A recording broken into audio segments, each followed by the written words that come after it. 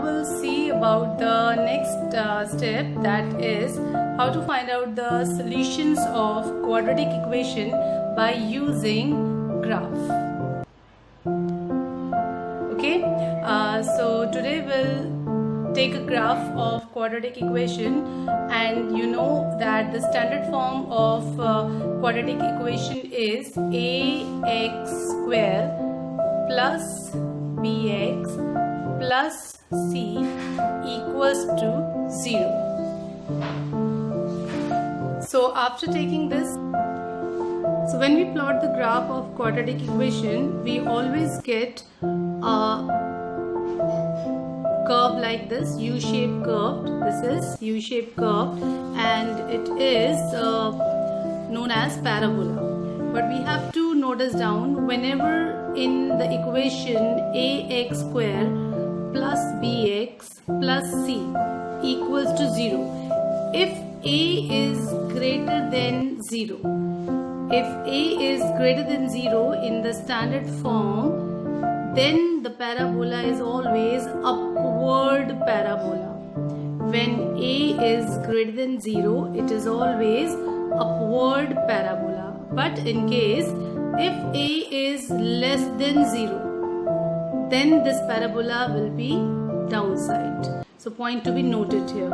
Whenever you want to draw the graph of the linear equation, and you will see that in standard form a is negative, then it will be downward parabola, and if a is positive, it will be upward parabola. Now after plotting the graph, suppose I am having an equation, quadratic equation as x square plus 1. How can I plot the graph here? I will put it equals to y. Then I'll make a table for respective values of x. Suppose I'm taking x as 1. So x will be 1, and then if I'm putting here x equal to 1, I'll get y 2.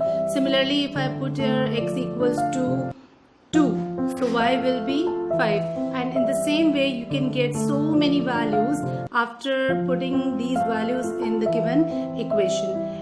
After making the table, when you plot the graph, you'll always get a U-shaped graph and is known as parabola. Now, we'll talk about the solutions or the roots of the quadratic equation. Suppose I'm having an equation x square plus x equals to 0. If it is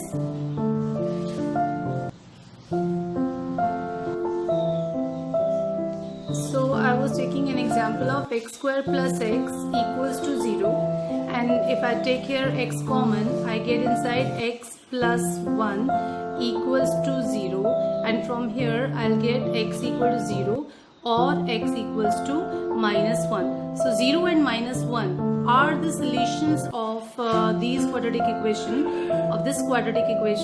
and that means whenever you want to get the solutions, and we call them also the roots. The roots or the solution is the same thing. And in chapter polynomial, I told you the zeros of the polynomial. In the same way, we are having here the roots of the polynomial, the values of variable which satisfy the given condition, the given equation.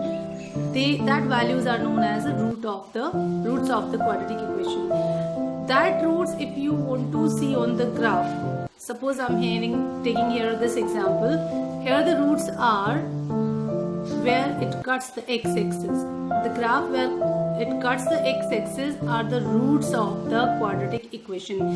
Here the two values, if you able to see here, x equals to 2 and x equals to minus 5. That means this graph is a solution, is a graphical solution of that equation whose solutions are x equal to minus 5 and x equal to 2. So from the graph, that means from the graph we can observe, we can take the zeros of quadratic polynomial.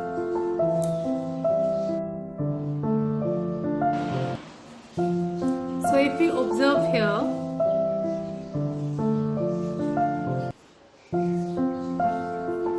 So if we observe here, can you tell me that this graph is of the quadratic equation whose a should be less than or greater than 0? Can you tell me by just looking at the graph here? The graph is downward parabola. So if it is in standard form, I'm taking it ax square plus bx plus c equals to 0. That means here the value of a is less than 0. So I'm telling you again that whenever we have the value of a less than 0, the graph will be like downward parabola, and if it is a is greater than 0, then that means the graph is upward parabola. Now we'll talk about the first method of solving quadratic equation, that is by making its factors. So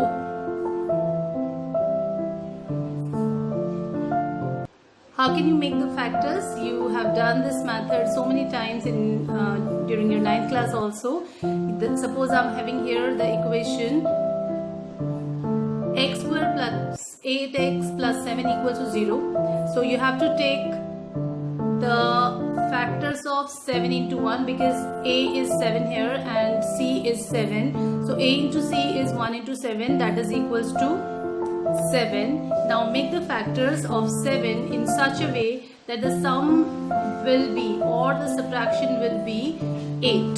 So the factors of 7 will be 7 and 1. And after making factors, you have to put them here. So this equation will be x square plus 7x plus x plus 7 equal to 0. And now after taking the common from first two and the next two, will get the factors in the form of x plus 7 and x plus 1. That is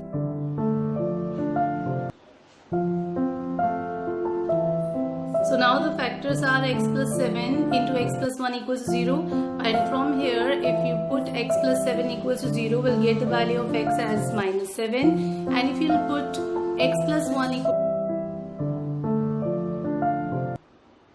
Okay, we'll take one more example here. Here the quadratic equation given as x square plus 3x equal to 8x plus 24. Now it will be x square plus 3x minus 8x minus 24 equal to 0, and after solving it we'll get an equation that is x square minus 5x minus 24 equal to 0. Now you will have to make the factors in the same way as we have done for the previous question. So the factors here are x minus 8, x plus 3 equal to 0, and from here we'll get the value of x equal to 8 and x equal to minus 3. So these are the roots or the solution of the given equation. So we can take few more examples so that how to make the factors will be clear to you. Again we are having a question, x square minus 4x equals to 21, and if it is equal to 21, x square minus 4x minus 21 should be 0. And after making factors, we'll get here x plus 3 into x minus 7 equal to 0. And from here, we'll get x equal to minus 3 and x equal to 7. If x is equal to 7 and x is equal to minus 3, so that means these are the solutions, or again I'm repeating, roots of the quadratic equation. In the same way, we have one more example. 4x square equal to minus, it is equal to minus 3x, and it will be like 4x square plus 3x equal to 0. And if it is equal to 0, take common x, you'll get inside 4x into 4x plus 3 equals 0. And how you have to solve this? From here, either you can get x equal to 0 or you can get x equal to minus 3 by 4.